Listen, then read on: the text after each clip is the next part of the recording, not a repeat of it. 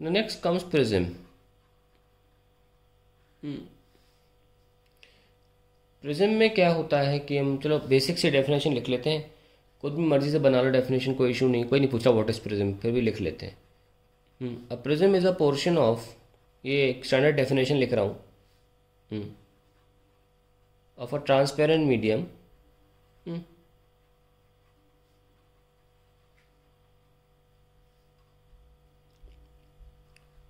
Bounded by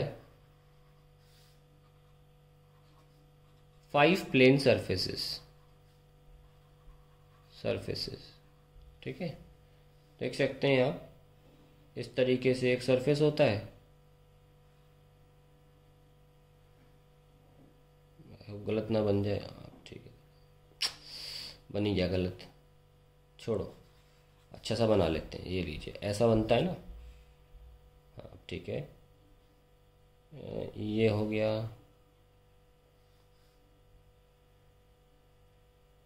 हाँ नहीं बाहर निकलना चाहिए, परफेक्ट बन गया प्रिज्म। ठीक है, अब डाउट अब बढ़ा दीजिए, थोड़ा कभी कभी कंफ्यूज जाते हैं इसको बनाते वक्त। तो ये देखिए, सामने वाला पीछे वाला 2, इधर वाला 3 और नीचे वाला 5, तो इसको 5 लिख दो, इसको 4 एंड 3, इसको 1 एंड 2। तो 5 सरफेसेस से बाउंडेड होता है, 3D फिगर बनाया मैंने आपके सामने, और इट कॉजेज डिस्पर्शन। तो let's write what is dispersion. The splitting up of white light, up of white light into its 7 constituent colors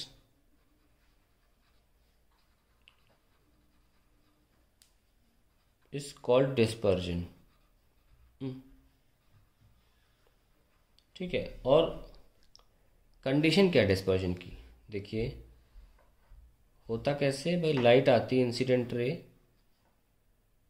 मान लीजिए रिफ्रैक्ट हुई,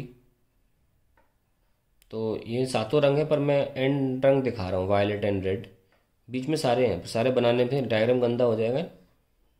ये लीजिए वायलेट और रेड, यहाँ पे आपको पूरा पैटर्न मिल जाता है। Okay, you can learn it by Roy G Biv, इस तरीके से इसको लर्न करते हैं, यहाँ कर ऊपर से नीचे लिख रहे हो क्या, रॉय जी बिव।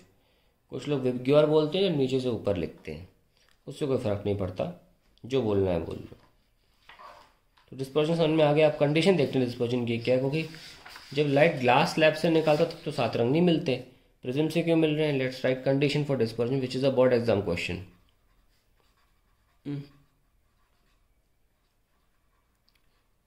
पहली कंडीशन है जो प्राइमरी कंडीशन है, the surfaces of incidence of light and emergence of light, incidence of light and emergence of light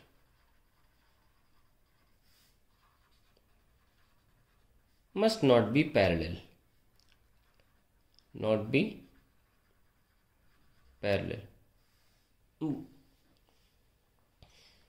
एक तो ये कंडीशन है डिस्पर्जन की, सरफेसेस आपस में पैरेलल नहीं होने चाहिए।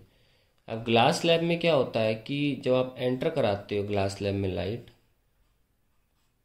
तो सरफेसेस ये वाला और ये पैरेलल है ना, तो डिस्प्लेसमेंट हो जाता है लैटरल, लेकिन डिविएशन नहीं होता। तो ये एक बहुत बड़ी प्रॉब्लम है इस ग्लास स्लैब में कि 7 रंग नहीं दिखा पा रहा। प्रिज्म में ऐसी कंडीशन नहीं है, प्रिज्म का जो इनलेट सरफेस है ये वाला और ये आपस में पैरेलल तो है ही नहीं, so we are able to get 7 colours. Even spherical ball से भी, ग्लास बॉल से भी सतरंगी आपको दिखता है। दूसरा कॉज ऑफ डिस्पर्शन, मुझे कंडीशन ना बोलते कॉज लिखना चाहिए था, कॉज ऑफ डिस्पर्शन। तो पहला तो यह है सरफेसेस जो हैं इनलेट और एग्जिट सरफेस वो पैरेलल नहीं होनी चाहिए। दूसरा कॉज ये है कि the white light which has broadly 7 colors in it, क्योंकि शेड्स भी होते हैं तो हम ब्रॉडली बोल रहे हैं, broadly 7 colors, all colors have different wavelength, have different wavelength, and hence they bend differently. तो यही वजह है कि लाइट फट जाती, खुल जाती है ऊपर। ना ये कहाँ से आता है कंसेप्ट कि भाई रिफ्रैक्टिव इंडेक्स होता है, अभी हम बता चुके हैं आपको, आगे भी टर्म्स होते हैं पर इससे काम चला लीजिए।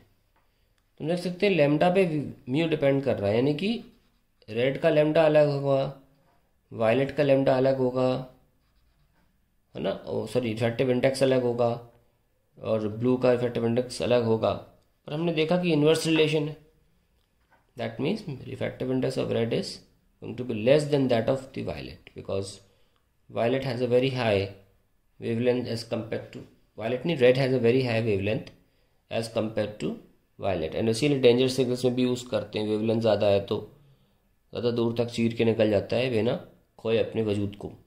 एनीवेज, तो ये इसी वजह है कि जब आप प्रिज्म से लाइट पास करते हो तो कम डिवेट होती है रेड, और वायलेट ज़्यादा डिवेट होती है, इसीलिए वायलेट नीचे और रेड थोड़ा सा ऊपर रहता है, और वे ग्योर नीचे से ऊपर मिलता है, ना कि ऊपर से नीचे। तो सारा खेल लैम्डा का है, पर ये होगा भी तब जब आपका सरफेसेस पैरेलल नहीं होंगे, इसलिए पहले कंडीशन वो रखी है। इसका कोई फ़ायदा नहीं है अगर सरफेसेस पैरेलल हो गए, तो ये है कॉज ऑफ डिस्पर्शन।